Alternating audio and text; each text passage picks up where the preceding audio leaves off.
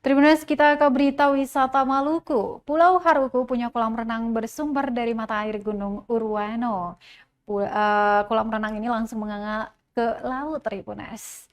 Pulau Haruku tidak ada habisnya untuk dijelajahi. Selain terkenal akan tradisi dan pantainya yang indah, pulau ini juga memiliki tempat pemandian umum yang menjadi favorit masyarakat setempat dan para pendatang yang berkunjung di pulau tersebut. Tempat pemandian ini dikenal sebagai mata air Asol yang airnya berasal dari pegunungan tertinggi di Pulau Haruku, yaitu Gunung Urwano. Mata air Asol berlokasi di Desa Oma, Kecamatan Pulau Haruku, Maluku Tengah. Destinasi wisata Maluku ini pengunjung dapat langsung menikmati pemandangan kolam yang berhadapan ke laut dengan rimbunan pohon-pohon kelapa, sehingga menggambarkan nuansa kolam renang alami. Setiap wisatawan yang berkunjung pasti merasakan sensasi yang berbeda. Mata air Asol juga memiliki beberapa kolam yang ditata rapi oleh masyarakat setempat.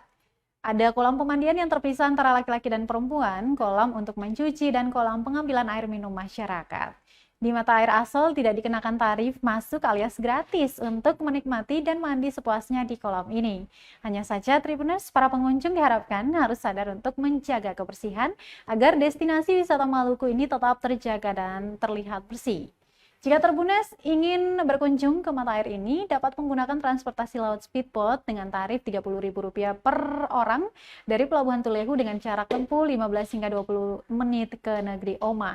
Setelah itu dilanjutkan dengan jalan kaki sekitar 5 menit ke tempat pemandian tersebut.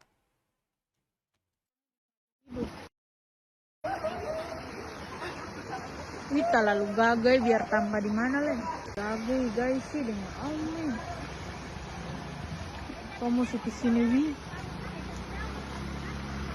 bisa baca. Download Tribun X sekarang, menghadirkan lokal menjadi Indonesia.